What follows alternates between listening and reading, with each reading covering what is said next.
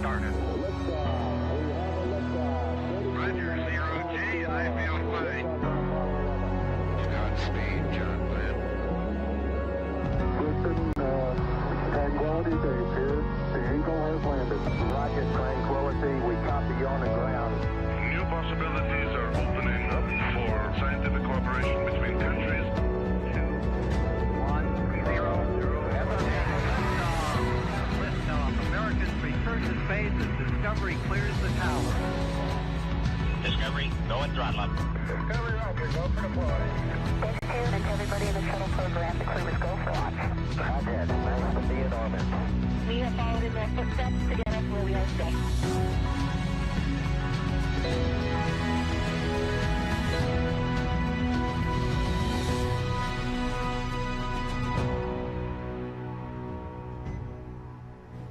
Good afternoon and welcome to NASA's Johnson Space Center for our Crew 9 news conference today.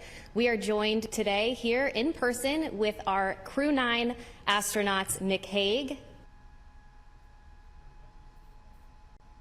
Questions from here in the room and on our phone bridge, but before we do that, we'll kick it off with some opening remarks from our crew. Nick, go ahead. Thanks, Courtney. Wanted to kick off with words that would describe what the Crew 9 mission meant, and I think ultimately it's unique, like every spaceflight mission tends to be, and you don't know exactly how they're going to play out. But I think that the Crew 9 mission, when it comes to it, it highlights to me safety and the importance of the mission and the balance of those two. As you all know, back in the early fall, NASA was balancing the safe return of Sonny and Butch with the need to continue the mission that's been going on board the space station for 2.5 decades, up there performing research for the benefit of humanity. And so there was a decision made to send Alex and I up with a couple empty seats and integrate Butch and Sonny into the crew of Crew 9. And then bring them back at the end of a long-duration spaceflight mission. And so we sit here today, minus Alex, who's recuperating in Russia right now, with friends and family, thankfully. And we sit here as a testament to the success of that mission. So I look forward to answering your questions. Sonny? Yeah, sure. Just wanted to say thanks. Thanks to Nick and Alex for coming up and getting us and bringing us home, and thanks to so many who prepared us for our mission. The commercial crew program with NASA and Boeing, as well as SpaceX, really got us ready to go. All of the trainers here at Johnson Space Center, the mission control teams all over the country, in Florida to California, so throughout the whole country, as well as what we're doing now. Our teams here are getting us ready to get rehab and get ready to take on new challenges. So feeling good since we've been back almost 2 weeks now. Actually went out and ran 3 miles yesterday, so I will give myself a little pat on the back. Our trainers are rocking it and getting us ready to get back to help out with the new astronauts as they're getting ready for their mission. So the biggest thing I want to say was thank you. Yeah, thank you, Sonny. Let me start off with an analogy, a sports analogy. This very difficult job that we take part in, it's a team sport.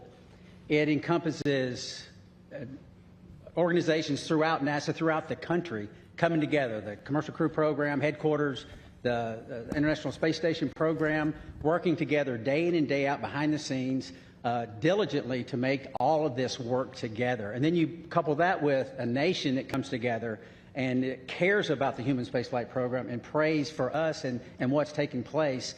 It goes beyond understanding, honestly. And then this organization also is incorporated into an international organization that reaches beyond our own borders and brings in the world like no other organization on or off the planet.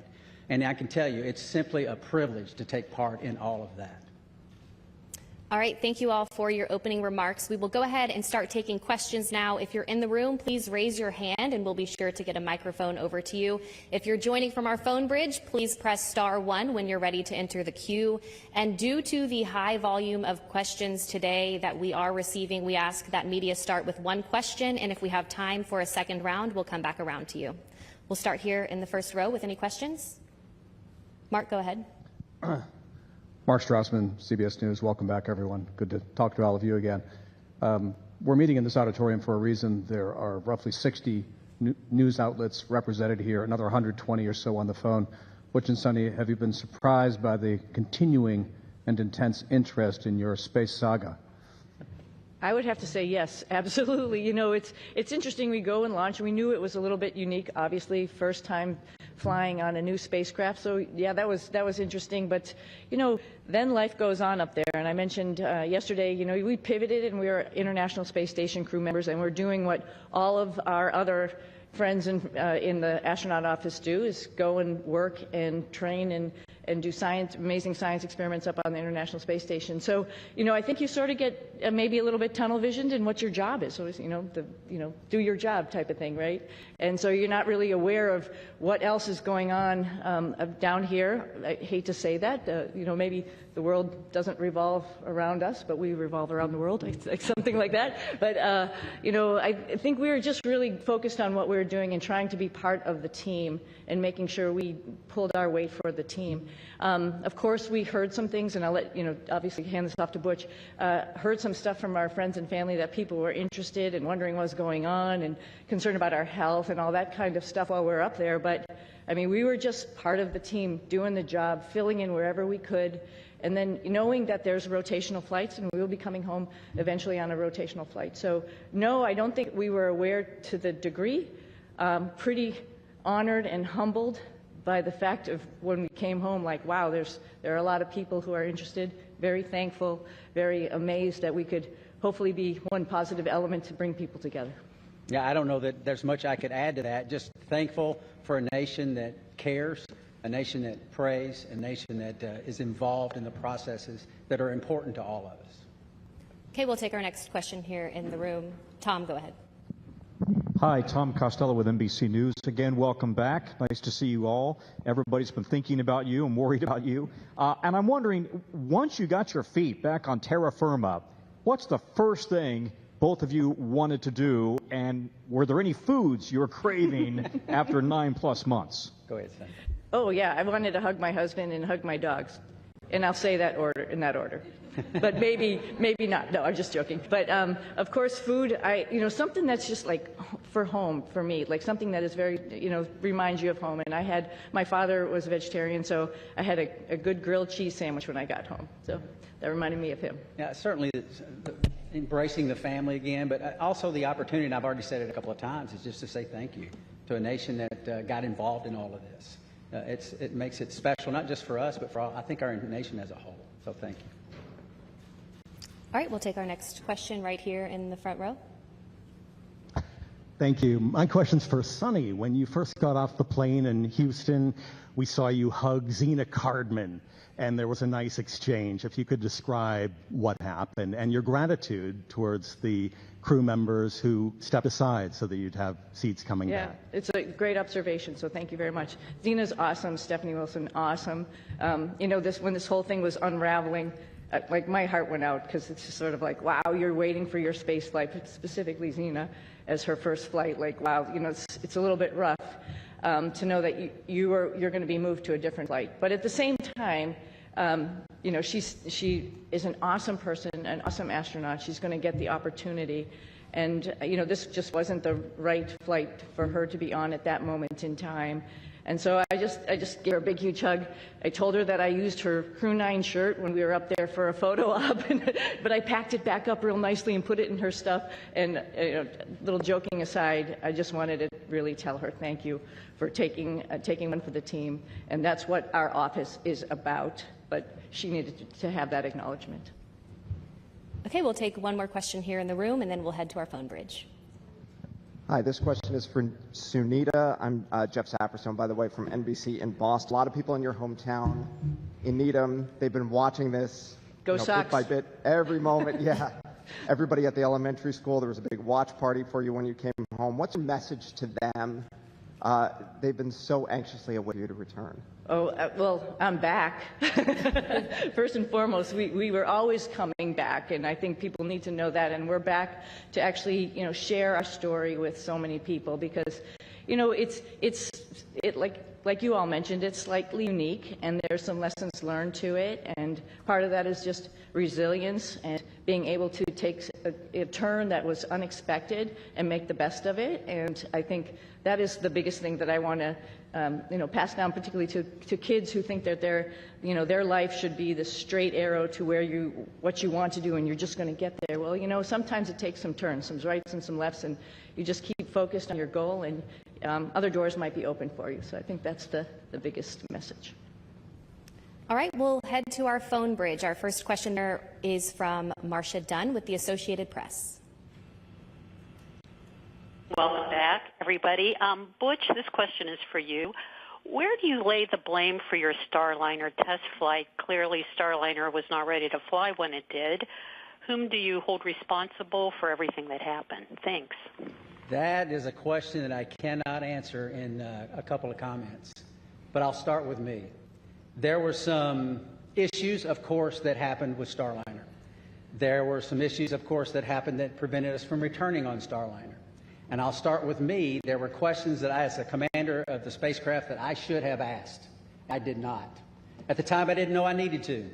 And maybe you could call that hindsight, but I'll start and point the finger and I'll blame me. I could ask some questions, and the answers to those questions could have turned the tide. So blame, that's a term, I don't like that term, but certainly there's responsibility throughout all the programs, and certainly you can start with me. Responsibility with Boeing? Yes. Responsibility with NASA? Yes. All the way up and down the chain. We all are responsible. We all own this. And we are, in this business, trust. You cannot do this business without trust. You have to have ultimate trust.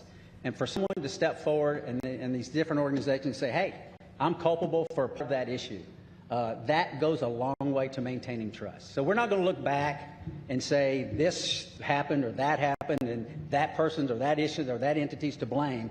We're going to look forward and say, what are we going to use our lessons learned from this whole process and make sure that we are successful in the future.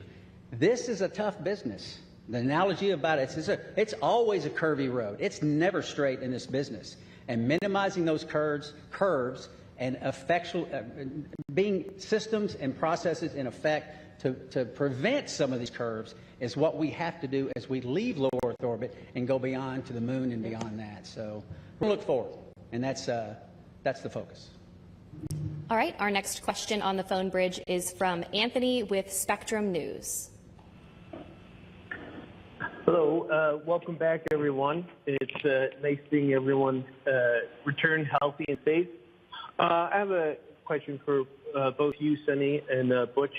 Given an opportunity, would you guys go up on Starliner again? Yes, because we're going to rectify all the issues that we encountered. Yeah. We're going to fix them. We're going to make it work. Boeing's completely committed. NASA is completely committed, and with that, I get on in a heartbeat. Yeah, I would agree. The spacecraft is really capable. There were a couple things that need to be fixed, like Butch mentioned, and folks are actively working on that. But it is a great spacecraft, and it has a lot of capability that other spacecraft don't have. And to see that thing successful and to be part of that program is an honor. Yeah. Our next question is from Jackie with the Times of London. Yes, hello, and welcome back to Earth. I wondered about the stuck, stranded, marooned narrative, and to what extent were you aware of that narrative playing out around that down here, and has that been frustrating for you to have to address? Thank you. I'm sorry, that was a little garbled. Oh, stuck maroon. Oh, the stuck maroon narrative. We heard about that. Yeah, we heard about that. Somebody mentioned that. We've said this before. We had a plan, right? The plan went way off for what we had planned, but because we're in human spaceflight, we prepare for any number of contingencies because this is a curvy road. You never know where it's going to go. We prepare for this. So we, as Sonny used the term, and it's a great term, we pivoted to all that training we did that we didn't think we needed to do, and a lot of people think we needed to do, but we did it anyway, as we pivoted to this other preparation, and that is what makes human spaceflight, your human spaceflight program, special. It is hard, like I said. and preparing for any number of contingencies is what we do. It happened to be me and Sonny involved in this, but it could have been any one of the astronauts. There's 40 or so of us eligible for assignment. It would have been any one of us that would have been in the same situation, or could have been in the same situation, and would have done the exact same thing that we did, because they would have gone prepared just like we did. Yeah, and one addition to that, this is a lot bigger than, Butch and myself, like we've talked about already. This is the International Space Station program, and there's a lot of, wheels that are turning and wickets that we have to go through to get people up to the International Space Station to do all of the amazing science that we're doing up there. We recognize that, we know that, just like anybody else in the astronaut office, and we came, as Butch has mentioned before, prepared.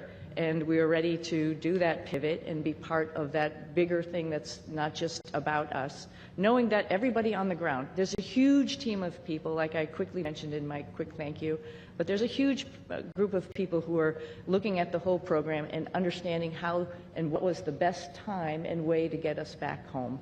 We knew that, and we were ready to wait until that decision was made, and that was fine. And I'll also add that we're grateful for people that, I don't think they were looking just at us when they make recommendations. We can do this, we can do that. They're looking what's best for the human spaceflight program, for our nation's goals. They're not looking just about Sonny and Butch. And we appreciate those entities that do that and reach out and say, hey, we can do this, we can do that, we can do that. And NASA says, hey, we got a plan, we ain't prepared, here's what our plan is. And we think this is the best plan because it doesn't disrupt the flow of how these missions lay out. So, and that's the one we went with. Yeah.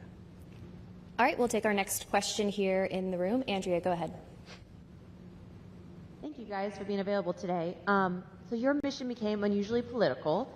Given your experience, do you think other astronauts are going to get nervous that they could be caught in the middle of a political fight? And is there a point where, this starts to jeopardize safety of a mission when you start looking at all these politics that come into play?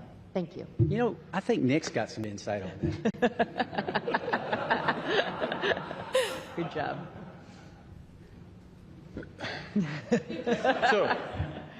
So the way I'd like to answer that is that when we're up there operating in space, you don't feel the politics, you don't feel any of that. It's focused strictly on mission. And if I step back a little bit to the question before, Butch and Sonny talk up here, they make it sound like, everybody figured out what they could do with us. The reality is they are highly skilled, very technically competent, and it took everything I had on every day to keep up with them as they're moving along. So they were more than just gap fillers on the station. They were productive, pushing the station mission forward.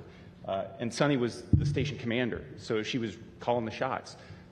So you get in that environment, that operational environment, the politics, they don't make it up there.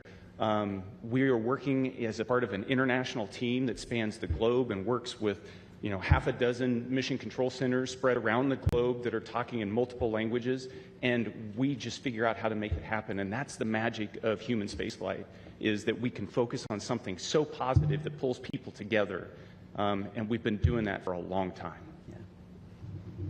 All right, we'll take our next question here in the room.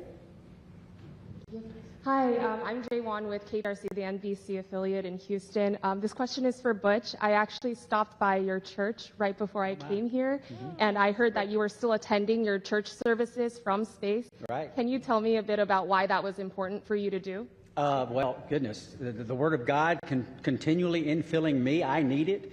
My pastors are the finest pastors on or off, in this case, the planet. And to tie in and to worship with my church family was vital. I mean, it's part of what makes me go.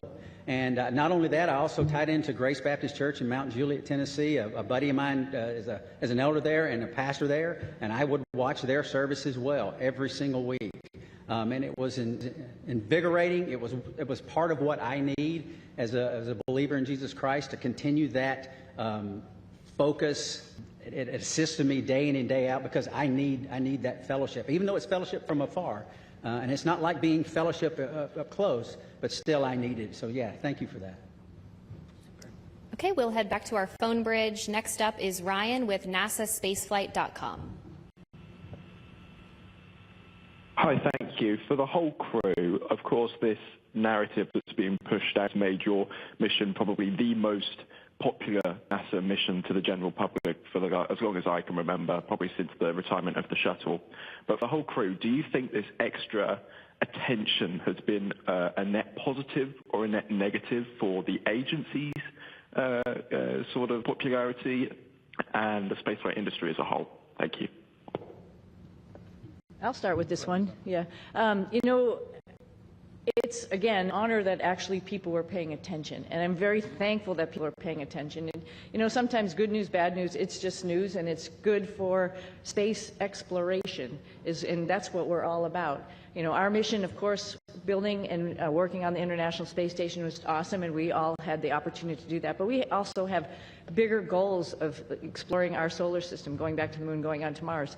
And to get people understanding that it is hard, it is difficult, and what we do up there is really awesome. And I think at least that we had a little bit of that came with the interest in this mission. And if we can perpetuate that and tell people a little bit more and have the opportunity, the forum to do that, I'm very thankful for that. All right, our next question is from Nicole with the Canadian Broadcasting Corporation. Hi there. Could you perhaps talk about how difficult it was being away from your friends and family, particularly since you hadn't prepared for that?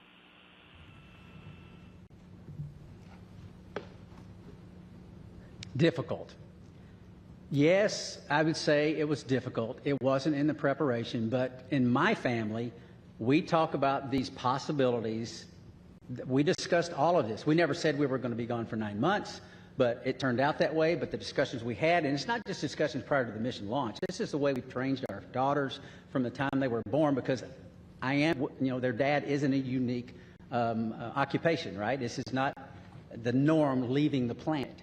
And they understand that. And they, again, use that term, pivoted and got on board, understanding that this is part of what families and these type of businesses do, and it's not just in human spaceflight. This is military, armed forces, police forces, all across all different types of occupations that are involved in the possibility of extended stays away. And we're not unique in that. And so they understand that. They have friends that have parents in other areas where they've been involved in similar type situations, and all of that came together. And the Lord's help, we persevered, and they persevered, and I can tell you, I am very proud of them. We'll take another question on our phone bridge and head back into the room. Our next question is from Tom with Sky News London. Hello, thanks for taking my question. Congratulations on your extended mission and your safe return. Although the political situation around this did bring a lot of attention to space and to the International Space Station, some of the statements that were made during your stay up there caused embarrassment to NASA, forced them to make corrections to statements. Now that you're back, did the politics around your stay make a difficult situation worse? I'm not sure I understood. I didn't understand the question. Missed everything except for that last part. Yeah, you came in you were broken up just a little bit. Could you please try to repeat your question one more time? Yeah, I will. Yes. Can you hear me?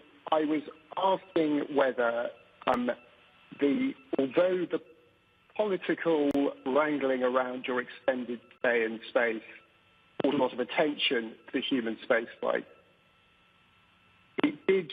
Some of the political statements raised caused embarrassment to NASA, forced to make denials about various things that were offered and not offered, and sometimes to your astronaut colleagues.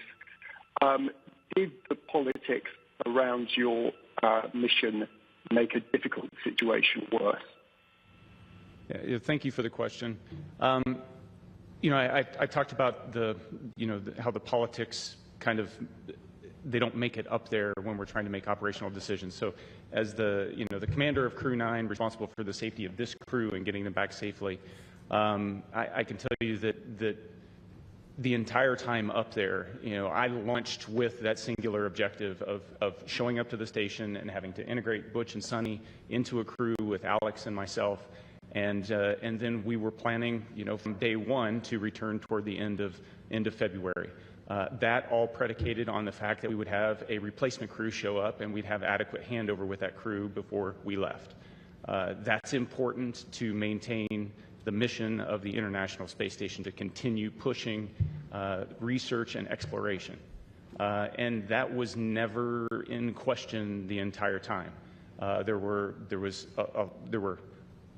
a lot of options that were discussed, and the ground team and the team on the ground, we've alluded to it a couple times already, is gigantic, and everybody was working with singular focus on how do we end the Crew 9 mission at the right time and maintain the safety and the success of the space station mission. Launching in September, given all the unique dynamics surrounding this mission, and coming back originally targeting the end of February and hitting the middle of March, that's pretty much on target if you look at the track record of human spaceflight. It's dynamic, it's challenging, the weather doesn't always cooperate, but we figure out how to make it work. All right, we will take our next question here in the room. Box 26 in Houston, welcome back to H-Town. Sonny and Butch, both of you all have a long history of being active and athletes, but with that being said, obviously you all spent nearly 9 months in space. What does that recuperation and recovery process look like getting acclimated back here to Earth? I'll start. I can tell you we have a group of individuals, astronaut strength conditioning and rehabilitation specialists, and we are directly integrated with them day in and day out.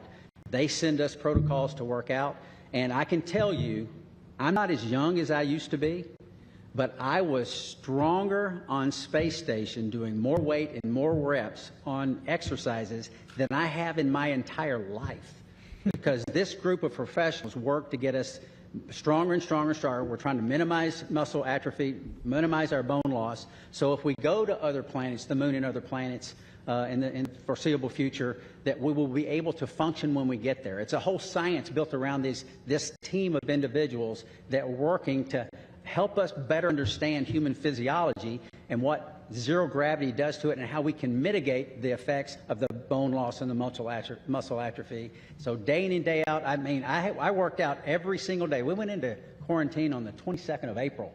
And starting on the 22nd of April, I never missed a single day of workout, because your body can recuperate in zero gravity. It doesn't have the normal stresses of gravity on it all the time. So you work out real hard, you hurt for an hour, and it finally fades away and you're ready to go the next day. So I applaud those individuals. They are making huge gains in the preparation to go beyond low Earth orbit, and it's science that is taking place day in and day out and has for years, and we're still learning and we're still progressing. Yeah, at like day 265 on the ARED, because it counts all your days that you go into a workout, I was thinking, I wish the hay was in the barn.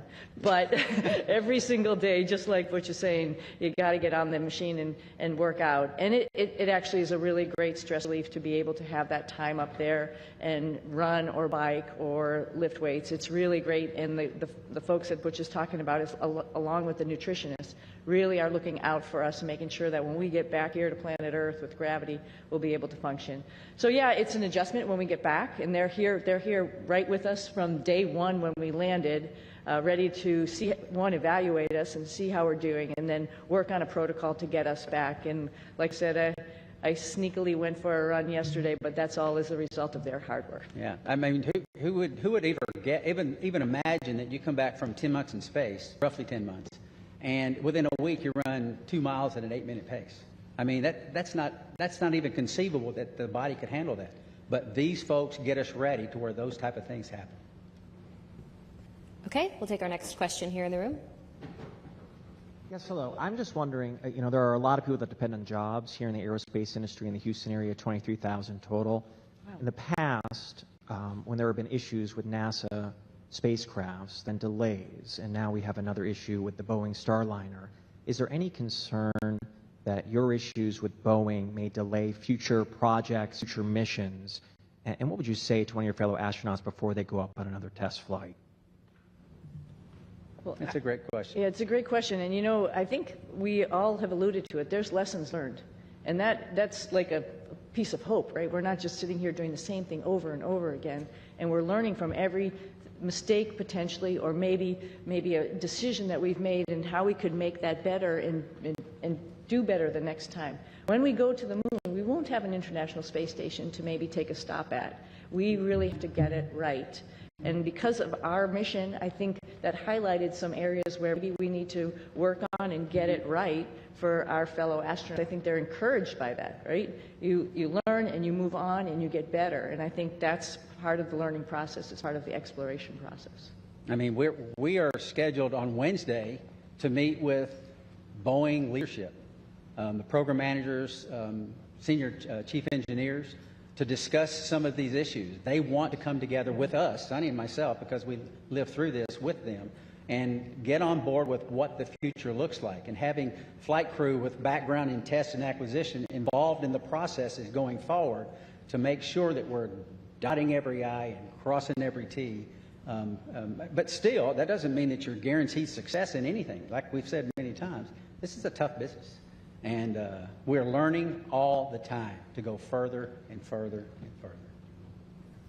We'll take another question here in the room. I'm Chang from New York Times. This is for you. I was just wondering if you could sort of talk about your personal future. Sorry.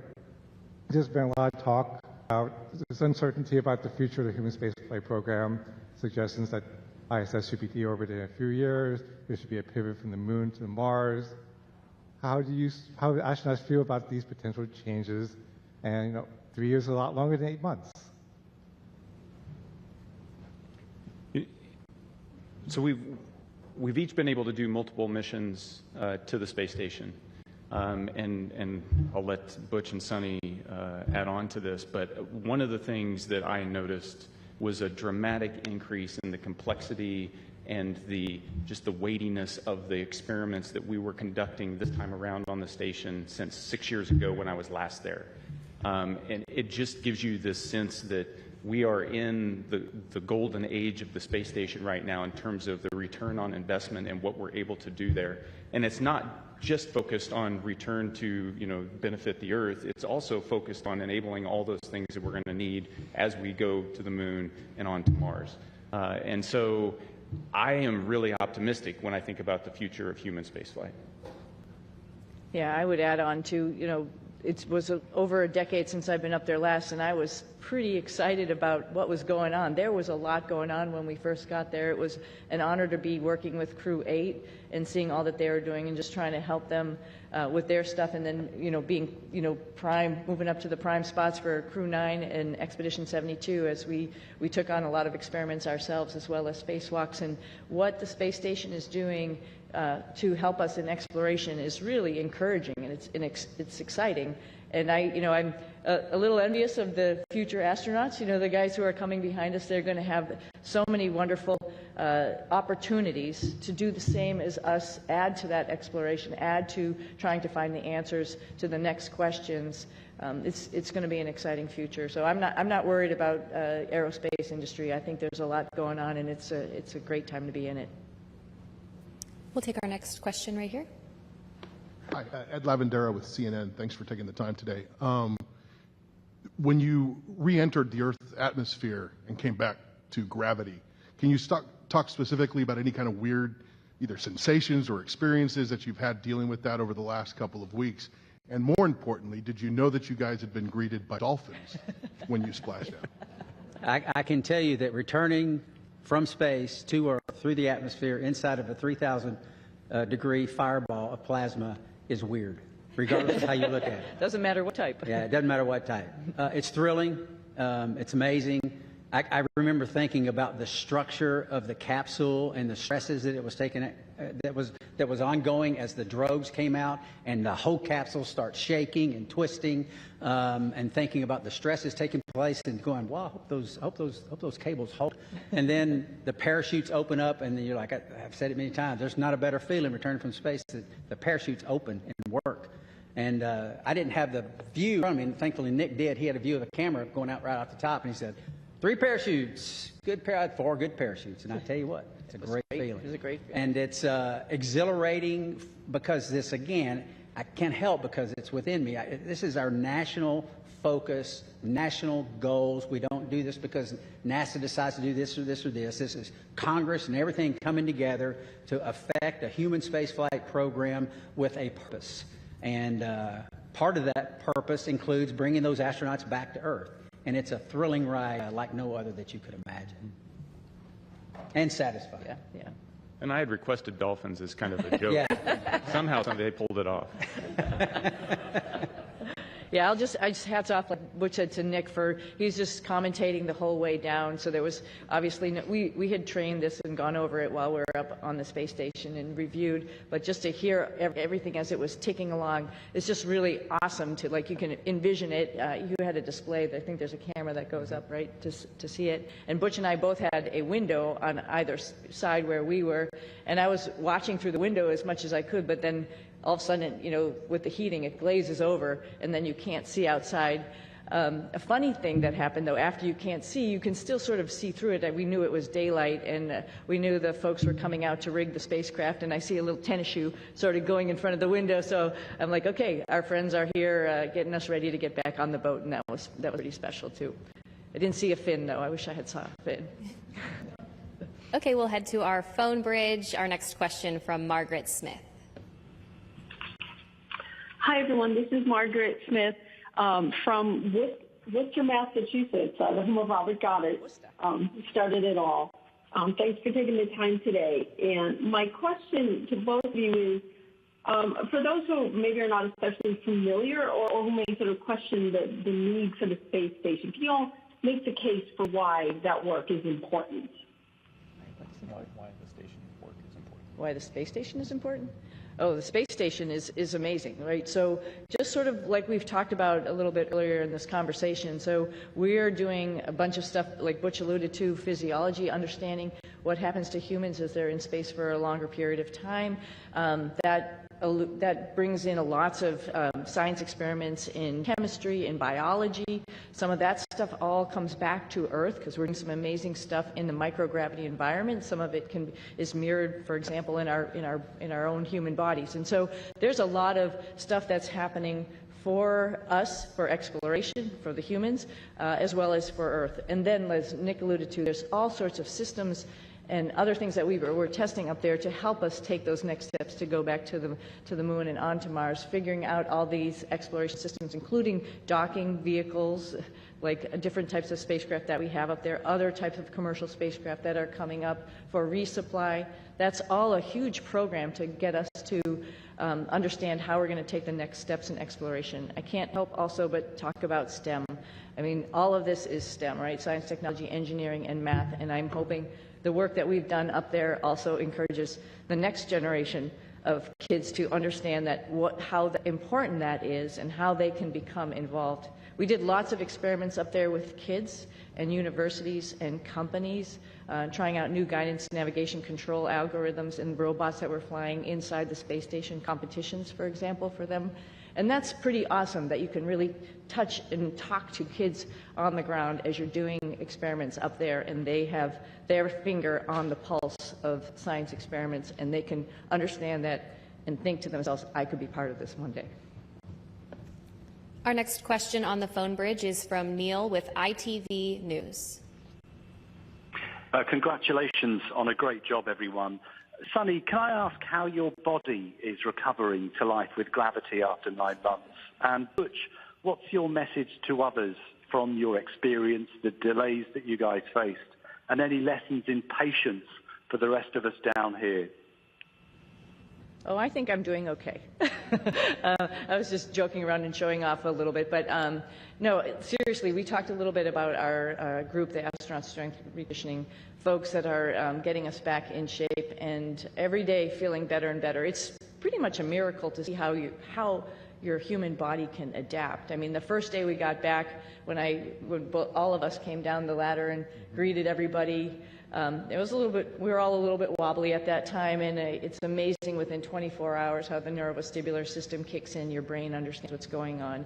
And then the agility and the weightlifting that occurs in the next week that makes you feel good enough to actually, like I mentioned, go out, run, actually lift weights, get in there, do squats and deadlifts and stuff already, that's pretty incredible. So I knew it was going to happen. We all knew it. We've all flown before. We all knew that there's just this little bit of a hump to get over, and then you can get back on it. Hope to do a couple of races in the springtime. Yeah, I think the clear message is that, like I said when I started, it takes a team. It takes a team of motivated and passionate individuals. We don't have a human spaceflight program. You don't have folks sitting up here in a blue suit without the massive team that's making it all happen. We get to ride the pointy end of the rocket. It is wonderful. We get to go to the space station. We're the arms and the eyes for PIs here on Earth. They're the ones that are doing the hard work. We're just setting up and doing and switching and changing. So it takes a team, and I would say any part of this team is a great and wonderful place to be, and because we're proud of all of them, because we don't have it without them. Our next question is from Marcia Smith with Space Policy Online. Thanks so much for taking my question.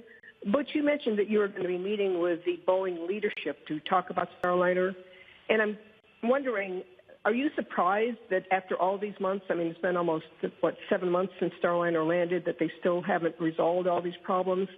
And will you and Sunny be assigned to work with them over these next many months getting Starliner ready? Okay, so a couple of questions there. Am I surprised? I'm not surprised. I mean, this, like we've said it several times again, human spaceflight is hard. It's not that no work has been done to this point. There's a great deal of work being done.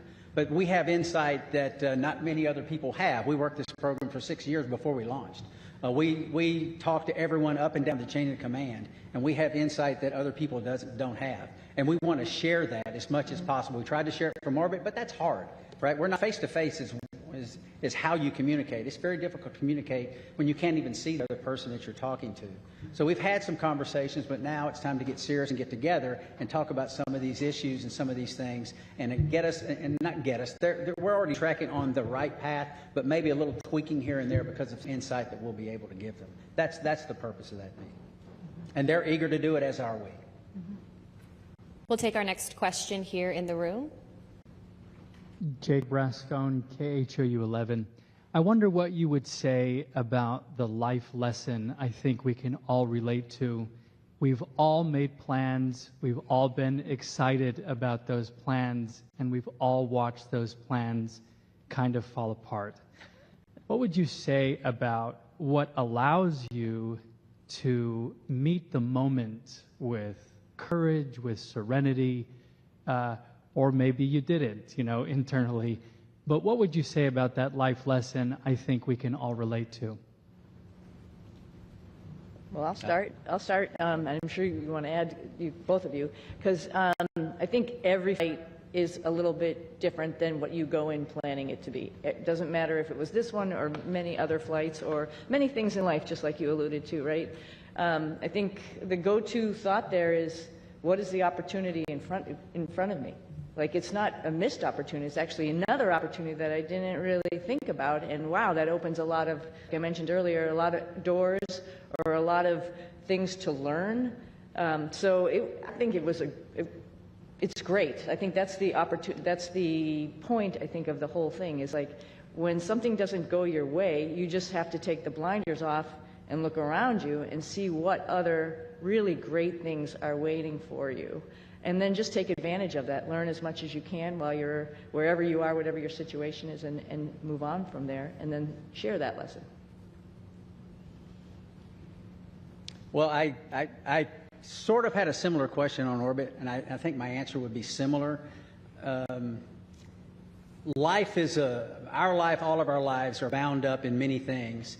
For me, and it's faith in my Lord and Savior, Jesus Christ. He is the end-all, be-all. He forgives us.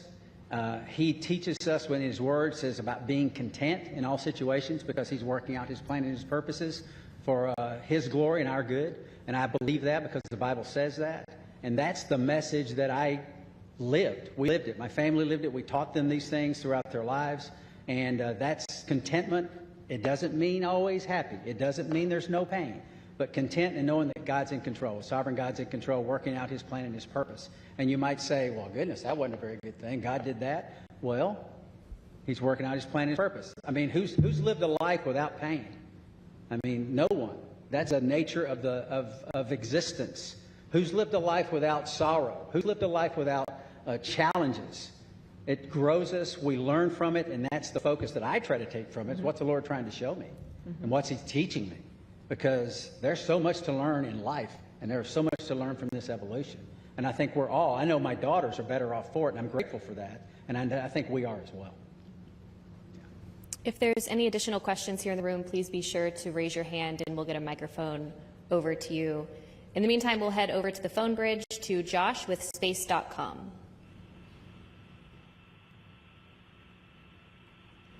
Hi, Josh Dinner. Thank you all so much for doing this. This question's for all three of you. What were the most out of this world and your favorite experiments or tech demos you got to be a part of on this mission? And for Williams and Wilma specifically, did the extension of your mission create any new opportunities for experiments or research that was not originally planned for the expedition? You start. Sure. So while I was up there, we performed about 150 different experiments. Of those, the ones that you know the most about are the ones where you end up being one of the guinea pigs in the experiment. So there's about a dozen different experiments where we were doing things to me and seeing how my body adapted. Whether that was a vascular aging experiment where we're measuring how stiff my arteries get because life in space tends to manifest itself as accelerated aging, and so we can better understand how the human body responds to that and hopefully provide some treatments on the ground to help with problems that as you get older you encounter. How our immune system works. Did a whole study on the immune system and how my body was responding. Life on orbit tends to suppress the immune system, and why does that happen? We're trying to understand that so that we can help design better treatments on the ground, but also understand how we can support crews that go deeper into space on longer missions. Probably one of the most shocking experiments. Butch and Sonny got to watch me wire myself up to muscle stimulation pads and shock myself and trying to figure out how do we keep our muscles strong when we don't have access to all the equipment we have on the International Space Station, because as we go to the moon and on to Mars, that's a lot of extra mass, and if we can do it with smaller equipment, maybe that works. The side benefit of that is anybody that's been bedridden on the ground, that's also a treatment for how you can support somebody that's been kind of tied to a bed for a long period of time and help keep them healthy. So there's a benefit directly to the ground. And that's three of them. They're all interesting. And, I'm one of many subjects, and it takes years to get enough subjects to go through the space station to be able to generate enough data to draw some conclusions. And so that's why research there takes a long time. But the value is clear. Just very briefly, there's some medications on Earth that work well with a certain age group, but the same medication doesn't work so well with another. So it's a capillary flow experiment to try to understand how that medication is flowing through our bodies, and maybe there's something we can figure out as to why those things are. And we're trying to figure that out. And that's very beneficial, obviously, to mankind and benefit some of our families one day. And I just want to highlight some other science that's going on up there, because we have an amazing person, Don Pettit, who's up on the space station getting ready to come home. And every day he's up to something and just trying to highlight what microgravity does and how it is, as well as amazing photography, which I'm sure a lot of you have probably seen out there. And the fact that he can take a picture of a red sprite or a blue jet and have a picture from the space station looking down on a lightning cloud is just incredible, and it enlightens all of us into what is actually going on in the universe. And that's just simply because he's curious, and that is something that's actually, like I said, we're sharing and we're showing off to everybody, like, wow, we think we know what's going on, but we really don't. And if you just open your eyes and make some observations, like Don does every morning at 4 a.m., we'd learn a whole lot. Yeah, it's a great place. Don's taking potatoes he's growing and the nitrogen produced in the roots of the potatoes to nourish the peanuts that he's growing. I mean, it's pretty special. He's a special guy. He's awesome. Our next question on our phone bridge is from Robert Perlman. Hi, for Butch and Sunny. You're now the first astronauts to fly on both Starliner and Dragon, admittedly one on the way up and one on the way down. Was there anything about either spacecraft that you found you liked more about the other that stood out as a feature, especially in terms of crew amenities? More Velcro on SpaceX, on Dragon. That's a crew amenity. That's a crew amenity, which would We've be talked nice. about Yeah, that. yeah, That's why I said it. yeah. You know, they're both unique and they both have their purpose and made to do the same thing. But I think what's really cool is, you know, give a prop to do for two different people and see how they solve it. Starliner is a really awesome spacecraft, like Butch had mentioned, with the integration of manual control as well as automation, as well as its vision systems. Dragon is a very comfortable spacecraft that tells you what it's doing, which is very nice versus having to interpret displays as we have done throughout the space programs with, you know, former programs, including shuttle. So they're both different, they're both unique, they both have their place in history. Very honored to have had that opportunity to see both of them up close and personal and ride them both. I don't know if I have a preference, honestly. They're both great for different reasons. Our next question on the phone bridge is from David Curley. Thank you very much. Butch, you mentioned lessons learned. Sonny, you mentioned earlier about the ability of the Starliner. When you meet with Boeing, what is the overarching message you'll deliver to the company? We don't have enough time to go into all that. If you understand the spacecraft that we have now, we have Dragon, we have Orion, and we have Starliner. In my opinion, Starliner has the most capability when you think about its ability to maneuver automatically, you think about its ability to maneuver manually in all phases of flight, and then we have a mode, if those modes have failure modes, we have a backup mode where we can go directly from controllers to the reaction control system jets and maneuver the spacecraft.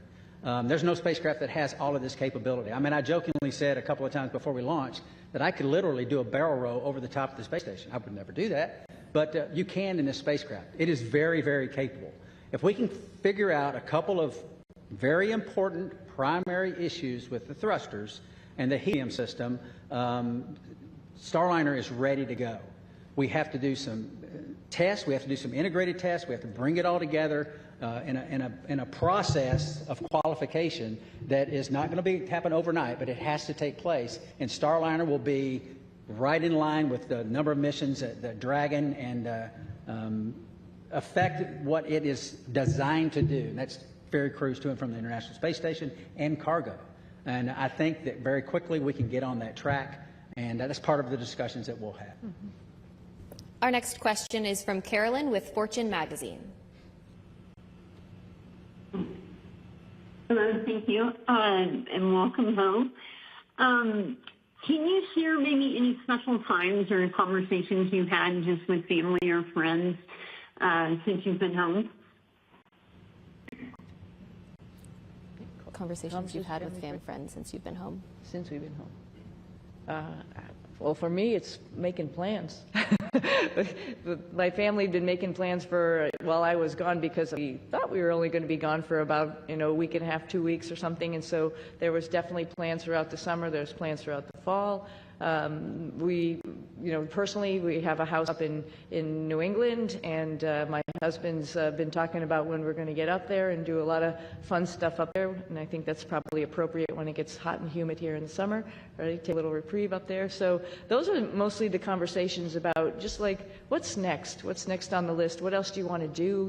Where else in the world would you like to go see? Because when you come back from space, it's really hard to sit where you just are because there were so many amazing places that you saw, like Patagonia, for example. For me, it was like, there's a bigger bucket list than I had when I left, which is unfortunate for my family, but we're all going to, or fortunate for my family, we're all going to be taking some trips. So I think that's mostly the conversations about just being home and enjoying each other's company and going seeing new things. Yeah, I think when you've had this period of recuperation, getting back in the swing of life on Earth. It's pretty close as far as the people that you interact with, your family, folks at church. So I think my message, at least in the short term here, has been thank you for the support of us. Thank you for the support of my family. But then it goes beyond that to home state of Tennessee. There's an immense amount of support by my family there and friends there and the whole state, as a matter of fact. Tennessee's a wonderful state. Put in my pitch for Tennessee. But getting up there eventually and relaying the same thank you to them and to, like I said, to a nation that cares, and a nation that prayed. And this opportunity right now to say thank you to our nation, our wonderful nation. Our next question on the phone bridge comes from Utarish. Go ahead. Welcome, everyone. My question to Sunny is that Indian Space Research Organization, ISRO chief, has said that India wishes to utilize your expertise in space exploration. So is there any scope of hope that we can see you working or collaborating with ISRO, that is Indian Space Research Organization, in future? And second part of this question is, while being in ISS and seeing India from space, is there any moment you would like to share? How does India look from space, Tony? Opportunity, the second. Yeah. Let me ask the second question real quickly. India is amazing. Every time we went over the Himalayas, and I'll tell you, Butch got some incredible pictures of the Himalayas. They're just amazing. And you can see, like I've described it before, just like this ripple that happened, obviously, when the plates collided. And then as it flows down into India, it's many, many colors. I think when you come from the east going into like Gujarat and Mumbai, the fishing fleet that's off the coast there gives you a little bit of a peek in that here we come. And then all throughout India, I think the impression I had was it was just like this network of lights from the bigger cities going down through the smaller cities. Just incredible to look at night as well as during the day, highlighted, of course, by the Himalayas, which was just incredible as a forefront going down into India. I hope, and I think for sure, I'm going to be going back to my father's home country and visiting with people and getting excited about the first, or not the first, but the Indian astronauts who's going up on the Axiom mission coming up. Pretty awesome. They'll have a hometown hero there of their own that will be able to talk about how wonderful the International Space Station is from his perspective. But I hope I can meet up at some point in time and we can share our experiences with as many people in India as possible, because it's a great country, another wonderful democracy that's trying to put its foot in the space countries, and we'd love to be part of that and help them along. Do you plan to take your crew members on that trip with you? Absolutely. You might stick out a little bit, but that's okay. We'll get you all primed with some spicy food. We'll be good. Okay, we have time for one final question on the phone bridge from Jim Siegel.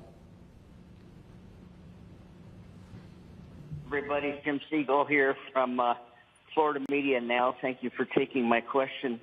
Butch and Sunny, you missed a couple of holidays while you were back up at the International Space Station, Christmas and Thanksgiving. I wondered whether you have done or are planning to do anything special with your family and friends for those holidays. Thank you. I don't think we missed them. Right. I think we celebrated every single one. We actually had a reindeer that we built and rode like a bull. I don't know if you saw those pictures, but we celebrated in style. Trust me. Oh, yeah. And Nick was great because he came up anticipating that we were all going to obviously be there for those holidays. So he was like Santa Claus, had his little bag of goodies for all of us, and it was pretty awesome to have the holidays up there. It's pretty unique, and not many of us get to do that, so it was a lot of fun. But this holiday season will be special, yeah, for sure. Absolutely. Yeah. All right, that's all the time we have for today. Thank you for joining in on our news conference today, and thank you for your continued interest in NASA's SpaceX Crew 9 mission. See you next time.